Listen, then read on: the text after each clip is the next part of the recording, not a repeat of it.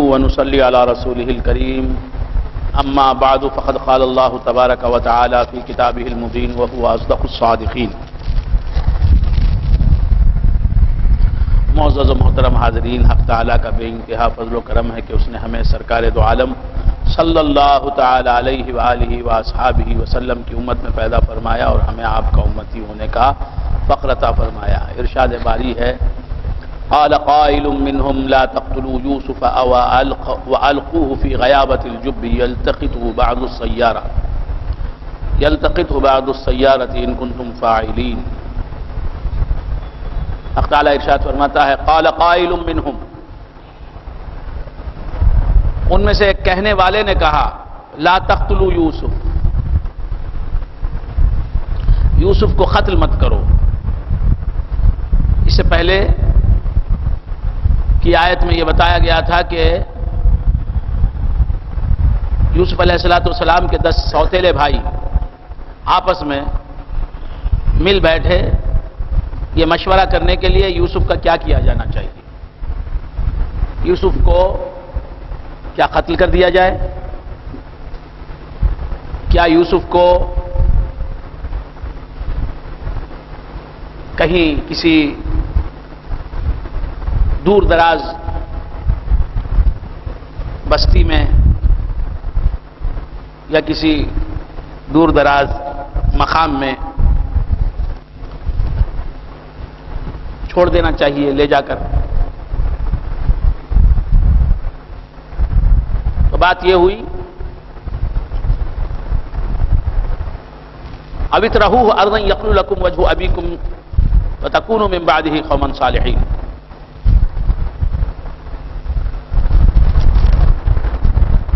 یوسف علیہ السلام کو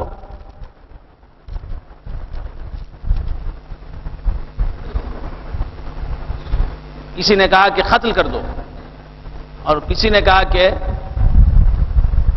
اگر قتل کرنا نہیں چاہتے تو کسی غیر آباد مقام میں، کسی غیر آباد جگہ میں لے جا کر ان کو چھوڑ دو. یہی مشورے ہو رہے تھے، گفتگو ہو رہی تھی کہ ایک انہی میں سے ایک بھائی نے کہا، قال قائل منهم لا تقتلوا یوسف، یوسف کو قتل مت کرو، وَأَلْقُوهُ فِي غَيَابَةِ الْجُبِّ،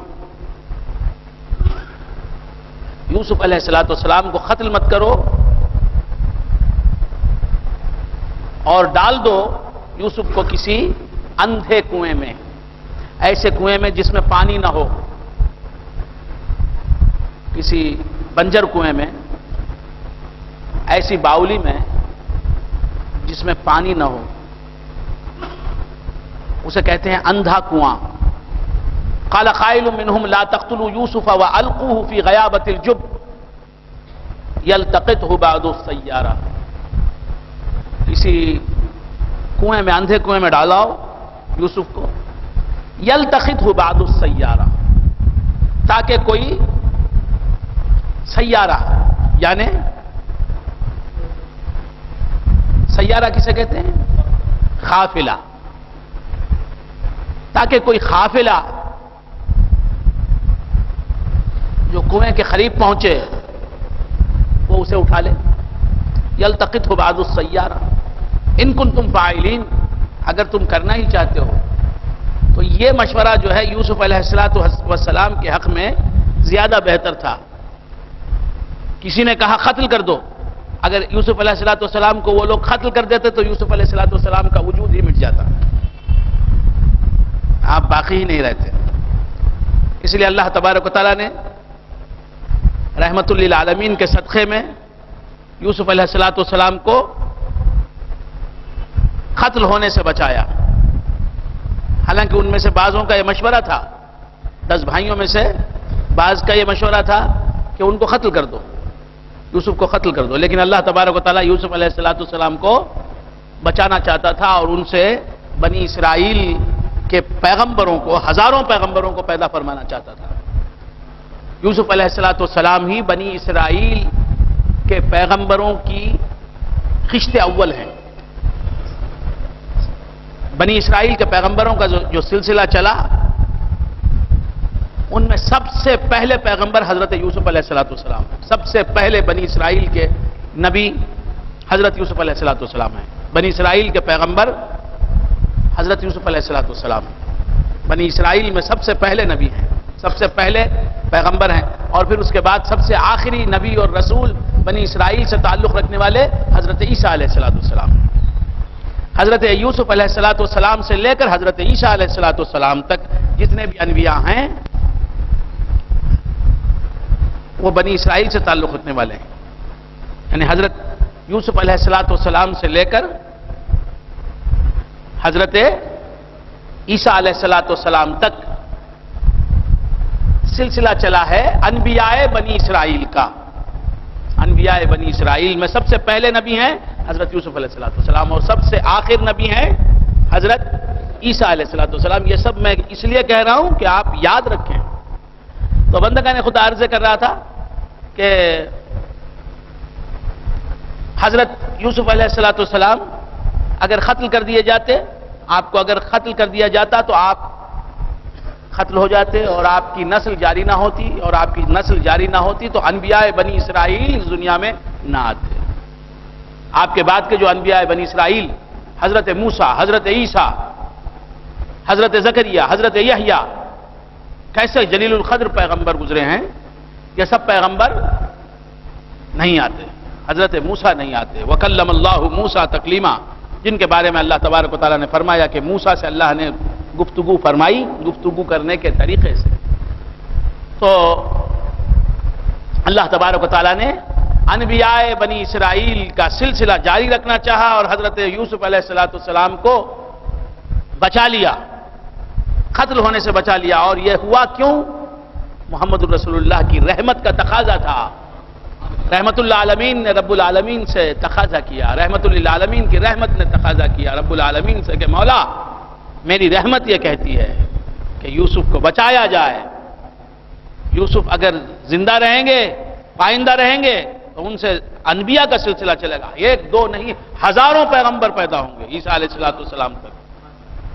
تو بندگان خدا تبارک و تعالیٰ نے حضرت یوسف علیہ السلام کو قتل ہونے سے بچا لیا۔ اور وہ لوگوں نے اور ایک مشورہ بھی رکھا، وہ یہ کہ اگر قتل نہیں کرنا چاہتے تو یوسف کو لے جا کے کسی غیر آباد بنجر زمین میں، کسی دور دراز جنگل میں، بیابان میں، بستی میں چھوڑاؤ۔ ایسا ہوتا بھی تو یوسف علیہ السلام کے حق میں اچھا نہ ہوتا۔ یوسف علیہ السلام کو طرح طرح کی مصیبتوں کا سامنا کرنا پڑتا، مشکلات کا سامنا کرنا پڑتا۔ کسی جنگل میں آپ کو چھوڑ دیا جاتا تو جنگلی درندوں سے آپ کا محفوظ رہنا مشکل تھا، یا اور دوسرے جو تکالیف، جو دوسری مصیبتوں کا سامنا کرنا پڑتا۔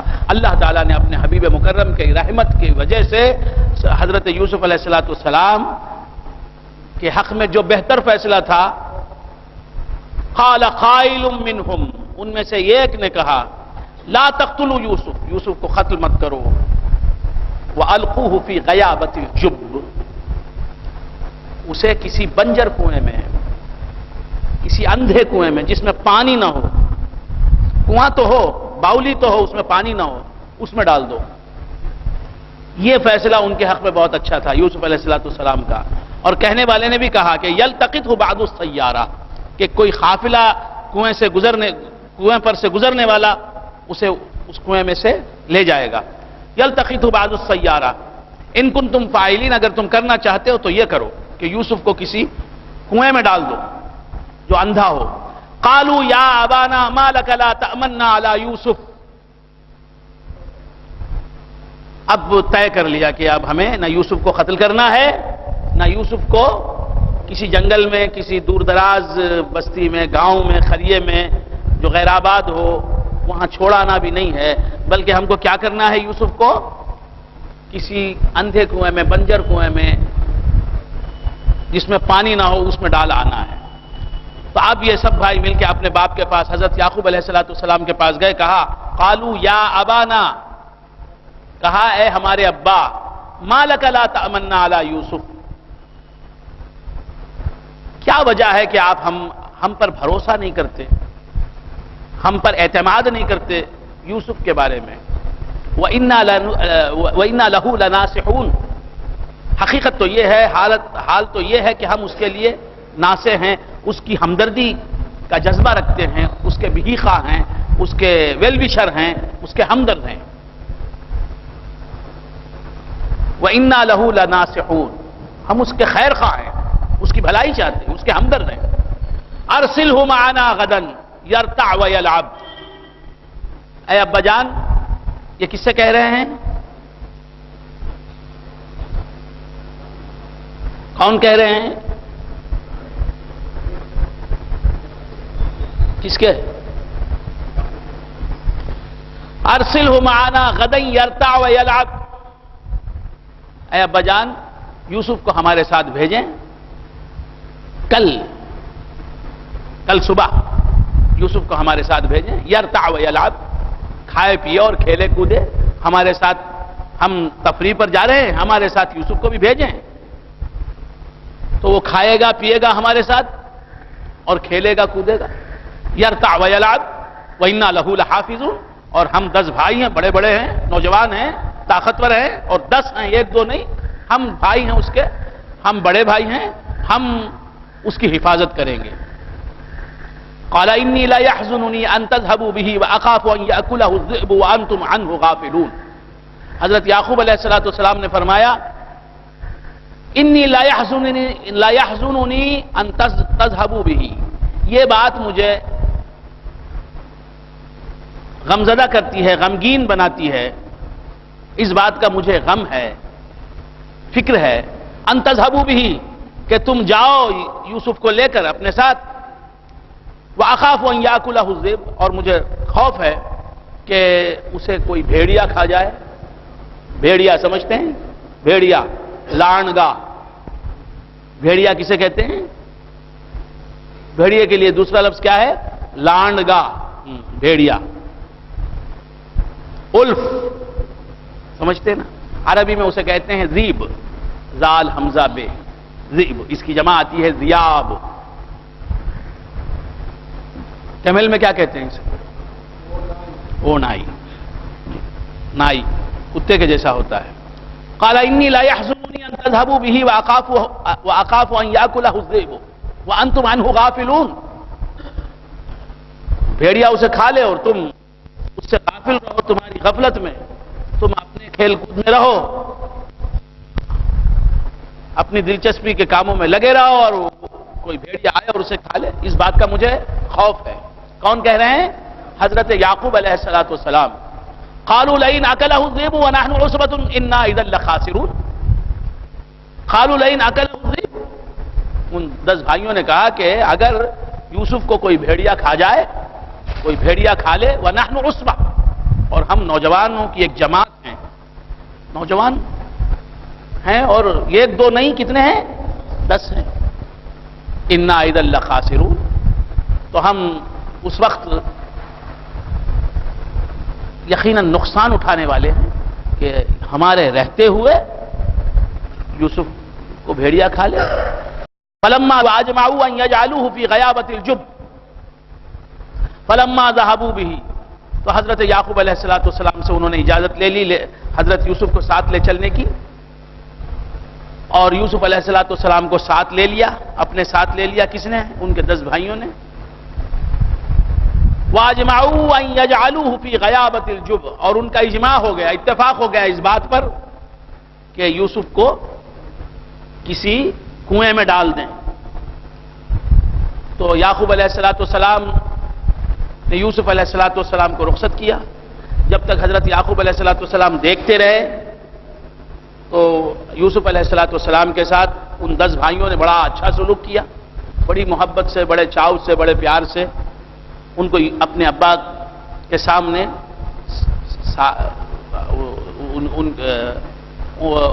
ان سے برتاؤ کیا، اور پھر جب تک باپ دیکھتے رہے ان کے ساتھ بہت اچھا سلوک کرتے رہے، بڑی محبت کرتے رہے، پیار کرتے رہے۔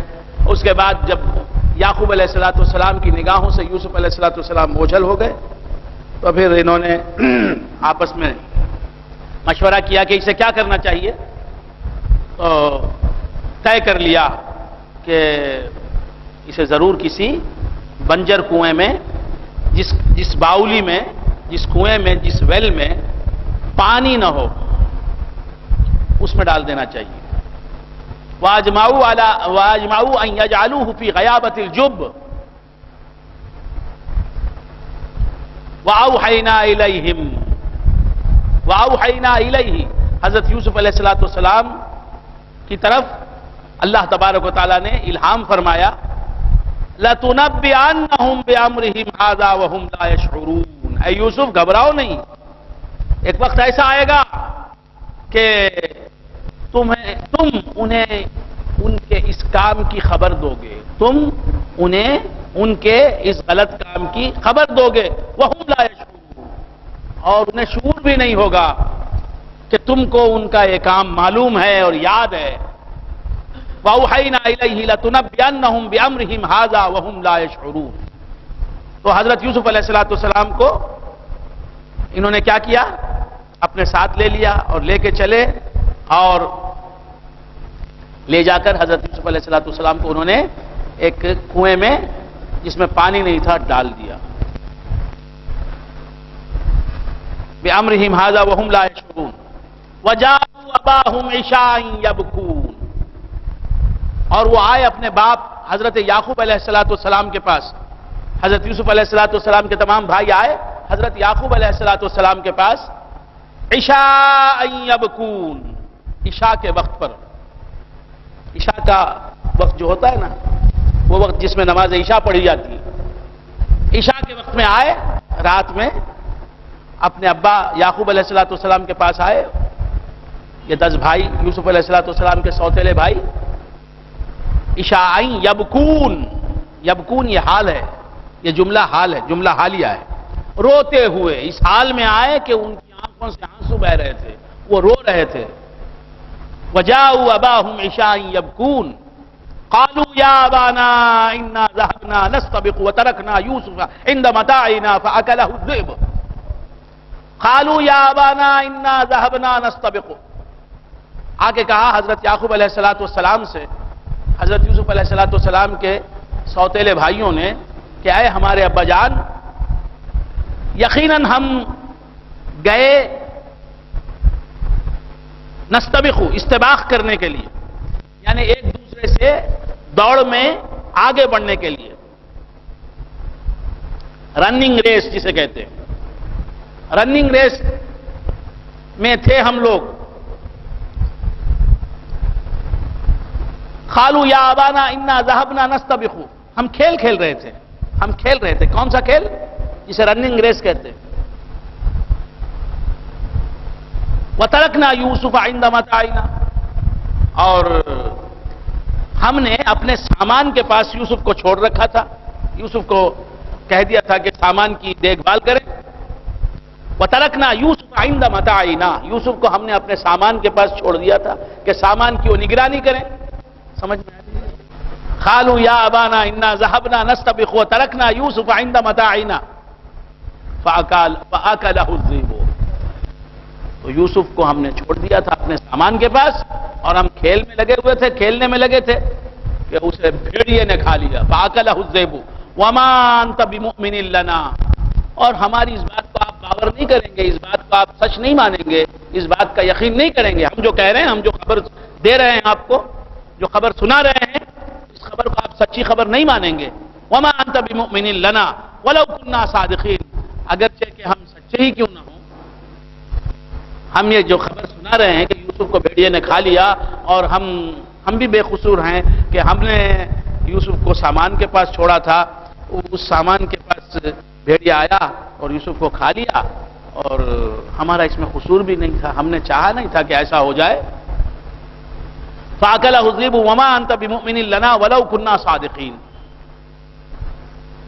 یہ سچی حقیقت ہے کہ یوسف کو بھیڑیے نے کھا لیا، اور ہم نے ایسا نہیں چاہا تھا کہ ایسا ہو جائے، لیکن ایسا ہو گیا، لیکن آپ ہماری بات کو یقین نہیں کریں گے۔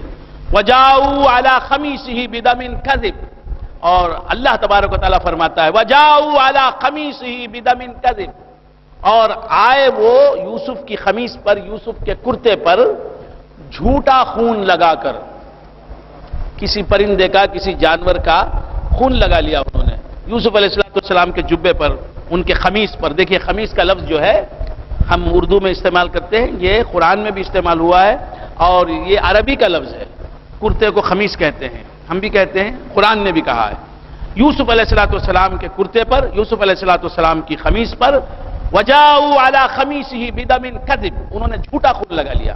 وہ یوسف علیہ السلام کا خون نہیں تھا، کسی دوسرے جانور وغیرہ کا خون لگا کے وہ لے آئے، یہ بتانے کے لیے کہ یوسف علیہ السلام بھیڑیے نے انہیں کھا لیا، اب ان کا خون لگا ہے ان کی خمیس پر. وجاؤ علی خمیسہ بدم کذب قال بل سولت لكم انفسكم امرا. حضرت یعقوب علیہ السلام کی غیب دانی دیکھیے، آپ کو غیبی علوم حاصل تھے کیونکہ وہ پیغمبر ہیں. حضرت یعقوب علیہ السلام نے زبان کھولی، کہا بل سولت لکم انفسکم امرا، بلکہ تمہارے نفسوں نے ایک تدبیر بنا لی ہے، ایک تدبیر سوچی ہے، تمہارے نفسوں نے تمہیں دھوکہ دیا ہے. یعنی مطلب ہے کہ تم مجھے دھوکہ دینا چاہتے ہو. میں اللہ کا پیغمبر ہوں، اللہ مجھے وحی کے ذریعے ہر بات سے باخبر کر دیتا ہے، ہر چھپی ہوئی بات سے باخبر کر دیتا ہے، مجھے کوئی دھوکہ نہیں دے سکتا. تمہیں تمہارے نفسوں نے دھوکہ دیا ہے. تم جو کہہ رہے ہو کہ تمہارے نفسوں نے کہنے کو کہا ہے، تم کہہ رہے ہو اور یہ بات جھوٹی ہے، اور یہ جھوٹ تم جو مجھ سے کہہ رہے ہو یہ تمہارے نفسوں کی سازش کی وجہ سے کہہ رہے ہو. تمہارے نفسوں نے کہا تم سے کہ تمہارے ابا سے جھوٹ بولو، وہ مان لیں گے، لیکن میں تو پیغمبر ہوں، نبی ہوں، اور نبی کو تو خدا ہر بات سے واقف کر دیتا ہے. بل سولت لکم انفسکم امرا، تمہارے نفسوں نے مکاری کی ہے، تمہیں دھوکہ دیا. فصبر جمیل. حضرت یعقوب علیہ السلام فرماتے ہیں کہ میں اچھی طرح صبر کرتا ہوں، صبر کرنے کے طریقے سے صبر کرتا ہوں، خوبصورت صبر کرتا ہوں، صبر کرنے کا جو حق ہے اسے ادا کرتا ہوں. فصبر جمیل واللہ المستعان علی ما تصفون. اور اللہ تبارک و تعالی سے میں مدد طلب کرتا ہوں، اللہ تبارک و تعالی سے استعانت کرتا ہوں. واللہ المستعان، اور اللہ تبارک و تعالی ہی مدد طلب کیا جا رہا ہے. میری تو اسی سے لو لگی ہے، میں اسی سے مدد طلب کرتا ہوں. علی ما تصفون، ان باتوں پر جو تم کہہ رہے ہو، تم جو کچھ بیان کر رہے ہو. وجاءت سیارۃ، تو یعقوب علیہ السلام سے انہوں نے خلاف واقعہ بات کہہ دی کہ یوسف علیہ السلام جو ہے ان کو بھیڑیے نے کھا لیا، ہم کھیل کود میں لگے رہے، اس میں رننگ ریس میں تھے، ہمارے سامان کے پاس یعقوب علیہ السلام کو ہم نے بٹھایا اور بھیڑیا آیا، اس نے کھا لیا. یہ دیکھیے ان کی خمیس، ان کا کرتا، اس پر خون لگا ہے، انہیں بھیڑیے نے کھا لیا. اور جو ہے ہم تو سچے ہیں. وجاءت سیارۃ فارسلوا واردہم، یہ یہاں واقعہ ہوا. اب اللہ تعالیٰ اس کے بعد کا واقعہ سنا رہا ہے. وجاءت سیارۃ، اور آیا ایک سیارہ، آیا ایک قافلہ، یہ قافلہ آیا. اب آپ کہیں کہ سرکار دو عالم صلی اللہ علیہ وآلہ وآصحابہ وسلم کے زمانے میں یہ واقعہ ہوا یا حضور کے زمانے پاک سے بہت پہلے یہ واقعہ ہوا؟ حضور اکرم صلی اللہ علیہ وآلہ وآصحابہ وسلم کی پیدائش جو ہوئی، سرکار دو عالم صلی اللہ علیہ وآلہ وآصحابہ وسلم لباس بشری کے ساتھ جب اس دنیا میں تشریف لائے، اس وقت سے پہلے کا واقعہ ہے یہ یا اس وقت کے بعد کا واقعہ ہے؟ برکت جی، پہلے کا واقعہ ہے. تو سرکار دو عالم صلی اللہ علیہ وآلہ وآصحابہ وسلم کے لیے یہ واقعہ غیب ہے یا نہیں ہے؟ راشق شاہ صاحب، غیب ہے. یعنی حضور جب نہیں تھے، سرکار دو عالم صلی اللہ علیہ وآلہ وآصحابہ وسلم تھے، اس وقت نہیں تھے، بشری لباس کے ساتھ ابن عبداللہ ابن آمنہ بن کر نہیں تھے، بشری لباس کے ساتھ موجود نہیں ہوئے تھے اس دنیا میں. تو اس وقت کا واقعہ ہے.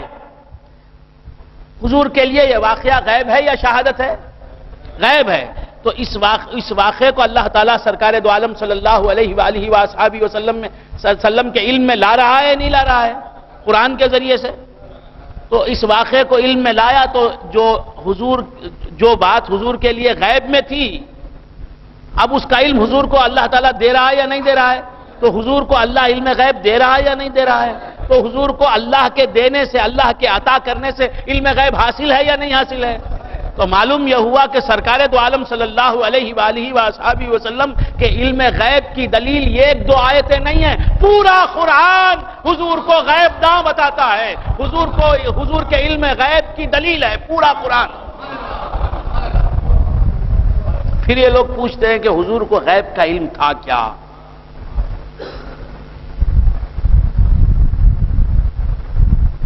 کون سی آیت، کس آیت سے ثابت ہوتا ہے کہ حضور کو غیب کا علم تھا؟ ارے قرآن کی ہر آیت یہ بتا رہی ہے کہ حضور کو اللہ نے غیب کا علم اس آیت کے ذریعے سے دیا ہے، غیب کا علم اس آیت کے ذریعے سے دیکھا ہے. مگر جن کو سمجھ میں نہیں آتی وہ بس سوچتے ہی رہتے. ہر ایک کھوپڑی اس قابل نہیں ہوتی کہ بات آسانی سے اس کے ذہن میں اتر جائے. دینے والے نے روک دیا ہے، ہم کیا کریں؟ ہماری بات سنتے ہی اترتی نہیں ذہن میں. وہ ہے نا اس طرف کے لوگ، ان کی بات سنتے برابر برابر برابر. قرآن میں جو کچھ بھی ہے وہ علم غیبی تو ہے. سرکار کی نگاہوں کے سامنے جو بات تھی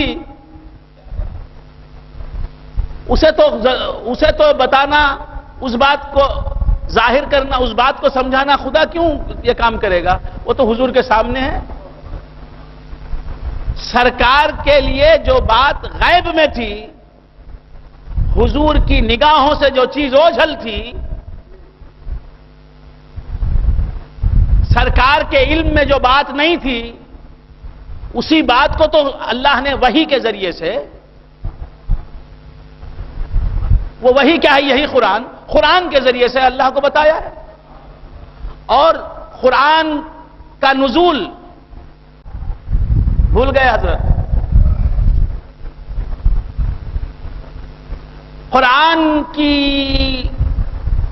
قرآن کا نزول جب سے شروع ہوا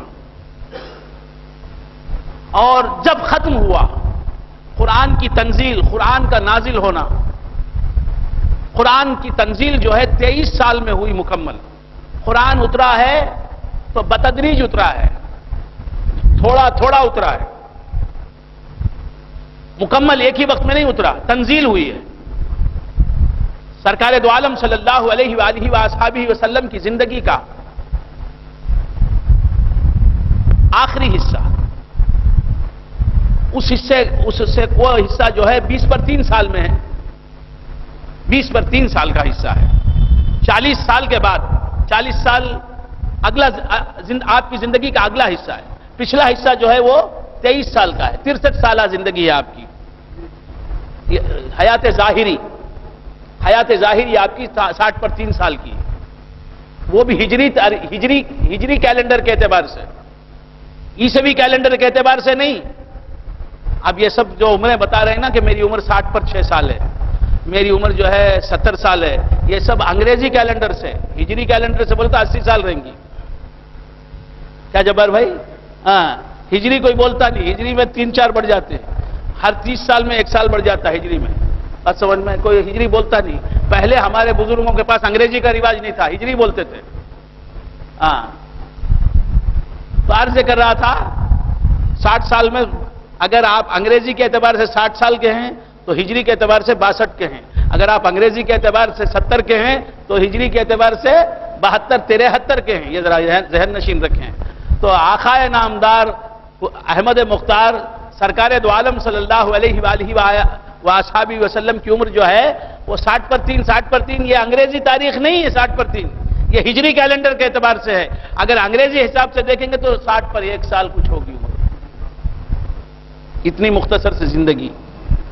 وہ زندگی حضور کی ہے، حضور کی زندگی کا ظہور ہے بس، حضور کی زندگی کا ظہور، وہ زندگی تو ابھی باقی ہے، وہ چل رہی ہے، وہ قبر شریف میں زندہ ہیں، پائندہ ہیں، جسم کے ساتھ زندہ ہیں، حس کے ساتھ زندہ ہیں، جس طرح صحابہ کے درمیان زندہ تھے اسی طرح زندہ ہیں اپنی قبر شریف میں۔ اگر کوئی قبر شریف کے پاس گیا ہے سنی اہل طریق اور یہ احساس بیدار نہیں ہوا ہے تو محروم آیا ہو۔ رسول اللہ کی قبر شریف پر گیا اور یہ احساس نہیں کہ ابو بکر صدیق رضی اللہ تعالیٰ عنہ کے سامنے، عمر فاروق رضی اللہ تعالیٰ عنہ کے ساتھ، صحابہ کے ساتھ سرکار جیسے تھے ویسے ہی اب اس قبر شریف میں زندہ ہیں، حیات جسمانی کے ساتھ، حیات جسمانی کے ساتھ، حیات دنیاوی کے ساتھ، حیات حسی کے ساتھ، حیات مادی کے ساتھ، حیات حقیقی کے ساتھ حضور زندہ ہیں۔ یہ سوچا نہیں تو گیا بھی جاہل آیا بھی جاہل، گیا بھی محروم آیا بھی محروم۔ اگر یہ نہیں کہ میرے سرکار اندر موجود ہیں، بس نگاہوں سے اوجھل ہیں، میں آپ کو دیکھ نہیں پا رہا ہوں، میں آپ کو دیکھ نہیں پا رہا ہوں، بس اتنا ہے، دیکھ نہیں سکتا۔ زندہ ہیں، جسمانی زندگی کے ساتھ زندہ ہیں، جس طرح وصال سے پہلے زندہ تھے اسی طرح زندہ ہیں، لیکن میں نہیں دیکھ سکتا۔ قبر شریف حائل ہے بیچ میں، بس قبر کی خاک حائل ہے مجھ میں اور آقا میں، پردہ ہے بیچ میں، بس تو زندہ ہے واللہ، تو زندہ ہے واللہ، میرے چشم عالم سے چھپ جانے والے۔ اعلی حضرت احمد رضا خان فاضل بریلوی رحمۃ اللہ علیہ فرماتے ہیں کہ تو زندہ ہے واللہ، تو زندہ ہے واللہ، میرے چشم عالم سے چھپ جانے والے، اے دنیا کی نگاہوں سے چھپ جانے والے، تیرا چھپنا عدم پر کچھ دلالت ہی نہیں کرتا۔ میرے والد ماجد فرماتے کہ تیرا چھپنا عدم پر کچھ دلالت ہی نہیں کرتا۔ اب یہ دیکھ رہے ہیں یہ اردو دان، تیرا چھپنا عدم پر کچھ دلالت ہی نہیں کرتا، کیا مانے؟ کیا مانے؟ واٹ از مینٹ بائی تیرا چھپنا عدم پر کچھ دلالت ہی نہیں کرتا؟ شوکت علی کیا مانا ہے اس کا؟ یہ کائی کو پوچھتے ہی تمہیں بولنے کو جاؤ نا، ہمیں سننے کو جاتے۔ عرض کر رہا تھا، کیا عرض کر رہا تھا کہ سرکار دو عالم صلی اللہ تعالی علیہ وآلہ وآصحابہ وسلم چھپے ہیں، معدوم نہیں ہیں، چھپے ہیں، وہ میت نہیں ہیں، وہ زندہ ہیں، لیکن ان کی زندگی ہماری نظر میں نہیں ہے، ہم اس زندگی کو دیکھ نہیں سکتے۔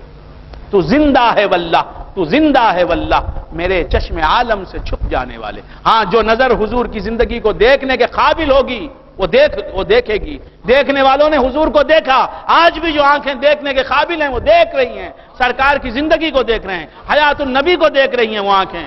حضرت حافظ جلال الدین سیوطی رحمت اللہ علیہ نے 75 مرتبہ رسول دو جہاں صلی اللہ علیہ وآلہ وآصحابہ وسلم کو بیداری میں، خواب میں نہیں، بیداری میں اپنی آنکھوں سے دیکھا، سرکار دو عالم صلی اللہ علیہ وآلہ وآصحابہ وسلم سے، بیداری میں، جاگتے میں سرکار دو عالم صلی اللہ علیہ وآلہ وآصحابہ وسلم کو حضرت حافظ جلال الدین سیوطی شافعی رحمت اللہ علیہ نے اپنی آنکھوں سے دیکھا۔ نہ صرف دیکھا، جلوہ دکھائیں گے اور گفتگو نہیں کریں گے؟ بیداری میں جلوہ دکھا رہے ہیں، اتنا بڑا کرم کر رہے ہیں تو کیا گفتگو نہیں فرمائیں گے؟ تو حضرت حافظ جلال الدین سیوطی رحمت اللہ علیہ نے ایک مرتبہ نہیں، دو مرتبہ نہیں، 75 ٹائمز، 75 مرتبہ رسول خدا صلی اللہ علیہ وآلہ وآصحابہ وسلم کو اپنی آنکھوں سے، سر کی آنکھوں سے بیداری میں دیکھا، خواب میں نہیں۔ خواب میں ہی حضور نظر آ جائے تو ہماری زندگی چیز ہو جائے، ہمارا اس دنیا میں آنا کامیاب ہو جائے۔ اور وہ حضرت حافظ جلال الدین سیوطی رحمت اللہ علیہ نے 75 مرتبہ بیداری میں حضور انور صلی اللہ علیہ وسلم کو دیکھا اور آپ سے گفتگو فرمائی اور آپ سے احادیث کی صحت کے بارے میں پوچھا، یا رسول اللہ یہ حدیث کیسی ہے؟ حضور نے بتایا کہ یہ حدیث ایسی ہے۔ تو احادیث کی صحت کے بارے میں خود رسول اللہ صلی اللہ علیہ وآلہ وآصحابہ وسلم سے دریافت فرمایا۔ یہ وہ دیکھنے والی آنکھیں رکھتے تھے جو جسے مل جاتی ہیں تو وہ حضور کو بیداری میں دیکھ لیتا ہے، اسی دنیا میں دیکھ لیتا ہے۔ بات سمجھنا، آنکھوں کی ضرورت ہے، آنکھ والے سے بینائی لے، آنکھ والے سے بینائی لے، دیکھ اسے دیدہ نادیدہ ہے، یہ دیدہ نہیں۔ دیدہ کسے کہتے ہیں؟ آئی کو ای وائی ای، آئی آنکھ کو کیا کہتے ہیں؟ دیدہ۔ اور دیدہ دیدن سے ہے، دیدن کہتے ہیں دیکھنے کو، دیدہ کہتے ہیں دیکھا ہوا۔ یہ دیدہ دیکھا ہوا کہاں؟ اس نے خدا کو دیکھا کہاں؟ نہیں دیکھا، تو یہ خدا کو دیکھا ہوا نہیں ہے، خدا کا دیدہ نہیں ہے، تو یہ دیدہ کہاں ہے؟ رسول اللہ کو اس نے دیکھا نہیں، رسول اللہ کو یہ دیکھا ہوا نہیں ہے، تو یہ دیدہ کہاں ہے؟ انسان کو جو دیدہ ملا ہے وہ تو خدا کو دیکھنے کے ملا ہے، خدا کو دیکھنے کے لیے ملا ہے، رسول کو دیکھنے کے لیے ملا ہے۔ زمین کو دیکھنا، آسمان کو دیکھنا، چاند کو دیکھنا، سورج کو دیکھنا، یہ تو بیل بھی دیکھتا ہے، زمین کو بیل نہیں دیکھتا، آسمان کو بیل نہیں دیکھتا، چاند کو بیل نہیں دیکھتا، گھوڑے گدھے کو بیل نہیں دیکھتا۔ تو اگر آپ ان چیزوں کو دیکھ رہے ہیں دیدوں سے، تو آپ نے دیکھا کیا؟ دیکھو اسے جسے جانور نہ دیکھ سکے، دیکھو اسے جسے اس دنیا میں کافر نہ دیکھ سکے، مشرک نہ دیکھ سکے، مرتد نہ دیکھ سکے۔ سرکار دو عالم صلی اللہ علیہ وآلہ وآصحابہ وسلم کے بارے میں کیا عقیدہ ہے ہمارا؟ حضور حیات جسمانی کے ساتھ، حیات حقیقی کے ساتھ، حیات دنیاوی کے ساتھ، حیات حسی کے ساتھ، حیات مادی کے ساتھ قبر شریف میں زندہ، ایک نہیں 1000 بار 1000 تقریروں میں سنا دیا، پھر بھی میری ہر تقریر نہیں ہے آپ لوگوں کے لیے۔ کیا کہتے ہیں؟ آپ کی ہر بات ہمارے لیے نہیں ہے، کیوں کہ ہم بھول جاتے ہیں۔ تو کیا عرض کر رہا تھا؟ سرکار دو عالم صلی اللہ علیہ وآلہ وآصحابہ وسلم کی قبر شریف پر جو گیا اور اس میں یہ احساس بیدار نہیں ہوا کہ آقا کہاں ہے؟ میں قبر سے باہر ہوں اور آقا قبر میں موجود ہیں، بس فاصلہ کیا ہے؟ میں انہیں نہیں دیکھ سکتا، وہ مجھے دیکھ رہے ہیں۔ جانے والوں، تم میں یہ احساس پیدا ہوا تو تم کامیاب لوٹے، پیدا نہیں ہوا تو پھر بار بار جاؤ، پھر جاؤ۔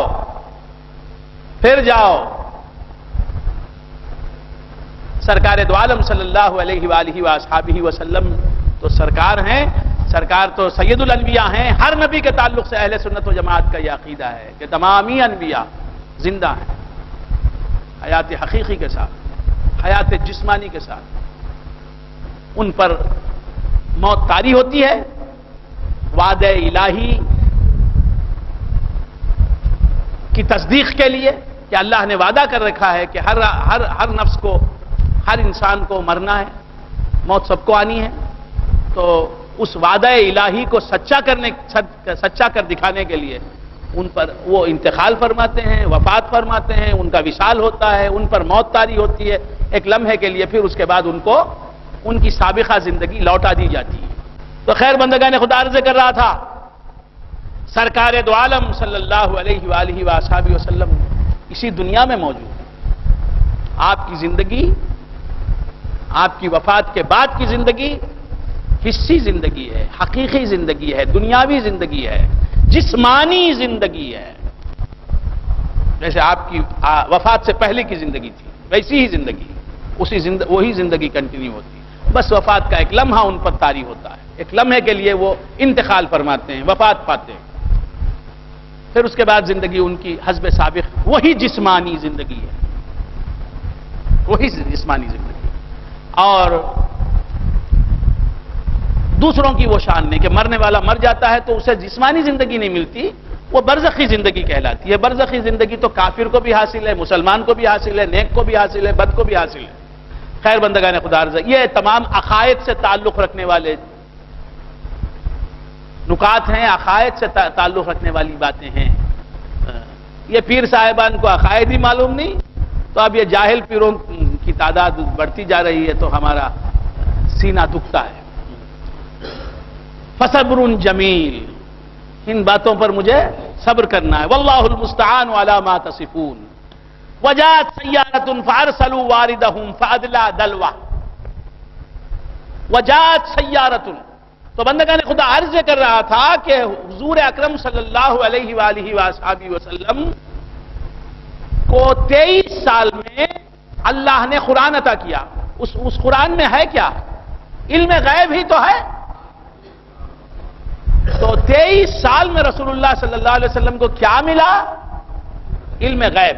اور حضور نے قرآن سن کر اپنے پاس ہی رکھ لیا. قرآن کسی کو بتایا نہیں. قرآن سنا تو قرآن کے ذریعے سے حضور کو علم غیب حاصل ہوا. پھر اس کے بعد سرکار دو عالم صلی اللہ علیہ وسلم نے وہ قرآن جو 23 سال سنتے رہے اللہ سے، اس کو 23 سال سناتے رہے صحابہ میں. تو اس طرح اللہ سے علم غیب لیا سرکار دو عالم صلی اللہ علیہ وسلم نے، اور صحابہ میں علم غیب تقسیم فرمایا. تو حضور کا کام ہی علم غیب لینا اور دینا ہے. پھر یہ لوگ پوچھتے ہیں حضور کو علم غیب تھا کیا؟ ان سے بڑا بے وقوف اور نکما اور جاہل اور گمار اور اجٹ کون ہو سکتا ہے؟ ان سے بڑا بے وقوف اور الو کون ہو سکتا ہے؟ ان سے بڑا نکما کون ہو سکتا ہے؟ ان سے بڑا احمق کون ہو سکتا ہے؟ ان سے بڑا ناسمجھ کون ہو سکتا ہے؟ وجاءت سیارۃ فارسلوا واردہم فادلی دلوہ. تو آیا ایک سیارہ. یوسف علیہ السلام جس کنویں میں ہیں،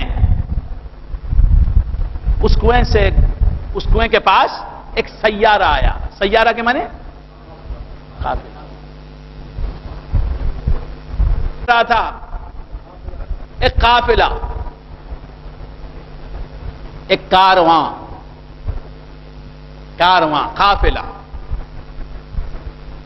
قافلہ آیا، اسی کو کہتے ہیں سیارتن. آج کی زبان میں، آج کی عربی میں سیارتن کے معنی قافلے کے نہیں ہیں. آج کی عربی میں، آج کل عربی میں کار کو سیار کا، اسے جو ہے سیارتن کہتے ہیں. کار کو سیارتن کہتے ہیں. اس زمانے میں کار کہاں تھا؟ کار کہاں تھی؟ موٹر کہاں؟ اسکوٹر کہاں؟ بائک کہاں؟ اسکوٹی کہاں؟ وہ کیا ہے، وہ خرگوش کی شکل کی کار، وہ سب کہاں ہے؟ تو اس زمانے میں قافلے کو سیارہ کہتے تھے. سارا یسیرو سے سیارہ. قافلے چونکہ ہزاروں میل کی مسافت طے کرتے تھے، زیادہ چلنے والا وہ ہوتا ہے قافلہ، کارواں. وجاءت سیارۃ. آیا ایک قافلہ. فارسلوا واردہم. انہوں نے اپنے بہشتی کو، اپنے سقا کو، پانی پلانے والے کو وارد کہتے ہیں کہ جائے اور جا کے کسی کنویں سے پانی لائے. یہ کام جو کرتا ہے کنویں سے پانی لانا، قافلے کے لیے جو کام کرتا ہے اسے کیا کہتے تھے؟ وارد. فارسلوا واردہم. انہوں نے اپنے پانی لانے والے کو بھیجا کہ بھئی کنواں قریب ہے، جاؤ پانی لے کے آؤ. وجاءت سیارۃ فارسلوا واردہم فادلی دلوہ. وہ پانی بھرنے والا آیا اور آ کے اس نے کیا کیا؟ فادلی دلوہ. اپنا ڈول جو ہے کنویں میں چھوڑا. کنویں میں پانی ہے ہی نہیں. وہ سمجھ رہا ہے کنویں میں پانی ہے، وہاں کہاں پانی ہے. تو آنے والا آیا وارد اس قافلے کا، اس نے کنویں میں ڈول لٹکایا. قال یا بشرا ھذا غلام. تو اس نے کہا اے خوشخبری، یا بشرا ھذا غلام. ارے بڑی خوشخبری کی بات ہے. خوشخبری کو کیا کہتے ہیں جمیل؟ چیدی یعنی خبر. شبھ چیدی یعنی شبھ خبر. تو کیا عرض کر رہا تھا؟ وجاءت سیارہ فارسلوا واردہم فادلی دلوہ. قال یا بشرا ھذا غلام. انہوں نے کہا کہ اے خوشخبری، ھذا غلام، یہ تو غلام ہے، لڑکا ہے. واسروہ بضاعہ. وہ لے کے دوڑ کے آیا قافلے والوں کے پاس، آگے کہا کہ دیکھو کتنا خوبصورت غلام ہے. اب یہاں ایک واقعہ ہے. حضرت یوسف علیہ السلام کنویں میں ایک مقام پر بیٹھے ہوئے تھے. اب یہ آیا، والد آیا. اب یہ کنویں میں اس نے ڈول ڈالا. کنویں میں ڈول ڈالا. اب یوسف علیہ السلام بیٹھے ہوئے ہیں. کنویں کے اندر یوسف علیہ السلام آرام اور اطمینان کے ساتھ بیٹھے ہوئے. کس نے بٹھایا ہے؟ مولا نے بٹھایا ہے. اپنے یوسف کو مولا نے بٹھایا. آرام سے بیٹھے، اطمینان سے بیٹھے. بھائیوں، باپ ساتھ نہیں ہیں، بھائیوں نے تو ظلم کیا ہے، بھائیوں نے تو ساتھ چھوڑ دیا. انہوں نے تو تکلیف دینا چاہا، انہوں نے تو ساتھ چھوڑ دیا. کوئی نہ ماں ہے، نہ بہنیں ہیں، نہ کوئی عزیز ہے، نہ کوئی ہے. اکیلے یوسف علیہ السلام کو کنویں کی تنہائیوں میں کس نے بچایا؟ تم کو نہیں بچائے گا وہ؟ اکیلے یوسف علیہ السلام ہیں، بیٹھے ہوئے ہیں. تو اب ڈول چھوڑا کس نے؟ اب ڈول چھوڑ کر، حالانکہ پانی تو اندر ہے نہیں، اگر وہ ڈول چھوڑ کر پھر اٹھا لے، پانی کا وزن نہیں ہوتا تو کھینچ لیتا پانی. اللہ نے فوراً کہا کہ جبرائیل فوراً جاؤ. اس نے ڈول لٹکا دیا ہے، کنویں کے اندر ڈال دیا ڈول برتن. اب اگر وہ پانی سے خالی پاتا، ڈول کو وزن نہیں پاتا تو کھینچ لیتا. اس طرح یوسف یہاں کے یہاں رہ جاتے. اللہ نے کہا کہ دیکھو، وہ ڈول اوپر اٹھنے سے پہلے تم جاؤ اور میرے یوسف کو اس کے اندر بٹھا دو. تو اب ڈول کنویں کے اندر گر چکا ہے. اس کے بعد جبرائیل آ رہے ہیں. حضرت جبرائیل کہاں رہتے ہیں؟ حضرت جبرائیل کا مقام کہاں ہے؟ کعبۃ اللہ. ہاں، پہلا آسمان ہے. پہلا آسمان، دوسرا آسمان، تیسرا آسمان، چوتھا آسمان، پانچواں، چھٹا، ساتواں آسمان. اس کے اوپر سدرۃ المنتہا. یہاں زمین سے پہلے آسمان تک پہنچنے کے لیے 500 سال کی مسافت ہے. 500 سال لگیں گے تو پہلے آسمان پر پہنچ سکتے ہیں، پہلے آسمان تک پہنچ سکتے ہیں. پھر پہلے آسمان کا موٹاپا جو ہے، اس کا عمق جو ہے، اس کا حجم جو ہے، وہ جو ہے 500 سال کا ہے. پہلے آسمان کی سطح پر اوپر جا کے رکنا ہے آپ کو تو 1000 سال لگیں گے. پھر پہلے آسمان سے دوسرے آسمان تک پہنچنا ہے تو 500 سال کی مسافت. پھر دوسرے آسمان کی موٹائی جو ہے وہ 500 سال کی. تو دوسرے آسمان کے اوپر جانا ہے تو 2000 سال. پھر تیسرے آسمان کے اوپر جانا تو 3000 سال. پھر چوتھے آسمان کے اوپر پہنچنا تو 4000 سال. پانچویں آسمان کے اوپر پہنچنا تو 5000 سال. اور چھٹے آسمان کے اوپر پہنچنا تو 6000 سال. زمین سے چھٹے آسمان کے اوپر جانا ہے تو کتنے ہزار سال؟ 6000 سال. پھر ساتویں آسمان کے اوپر پہنچنا ہے تو اینک نکال کے دیکھتا ہے شوکت علی. یہ بھی ایک دیکھنے کا ڈھنگ ہے. تو کیا عرض کر رہا تھا؟ بھول گیا حضرات. 7000 سال میں 7ویں آسمان پر پہنچیں گے آپ. پھر اس کے بعد سدرۃ المنتہا تک نہ جانے کتنا فاصلہ ہے. سدرۃ المنتہا ان کا مقام ہے حضرت جبرائیل امین کا. یہ ڈول گرا ہے، کنویں کے اندر آ گیا.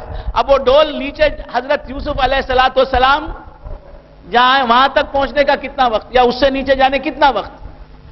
اللہ نے فرمایا جبرائیل دیری نہ ہو،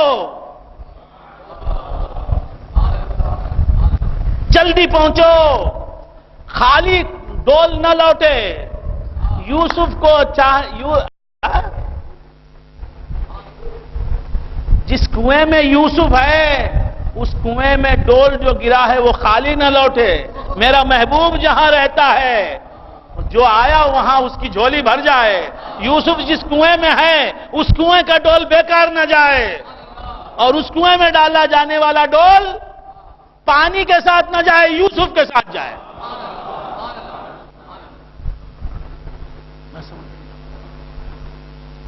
وہ چاہ رہا ہے پانی، وہ چاہ رہا ہے پانی، مل رہا ہے یوسف، کیونکہ کنویں میں یوسف ہے.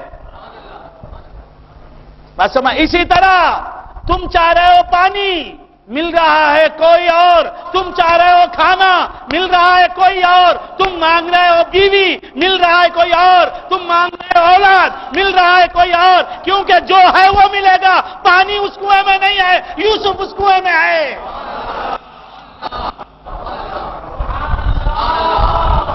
آپ حضرات وہاں پانی نہیں ہے، آ رہا ہے پانی کے لیے، وہاں ہے یوسف تو یوسف مل رہا ہے۔ اسی طرح اس کائنات میں لا موجود ہے الا اللہ، اللہ کے سوائے کوئی موجود ہے ہی نہیں۔ تم مانگ رہے ہو پیسہ، کون ملے گا؟ تم مانگ رہے ہو پانی، کون ملے گا؟ تم مانگ رہے ہو کھانا، کون ملے گا؟ تم مانگ رہے ہو عزت، کون ملے گا؟ تم مانگ رہے ہو بیوی، کون ملے گا؟ تم مانگ رہے ہو بیٹی، کون ملے گا؟ تم مانگ رہے ہو داماد، کون ملے گا؟ تم مانگ رہے ہو بہو، کون ملے گا؟ تم مانگ رہے ہو پیر، کون ملے گا؟ تم مانگ رہے ہو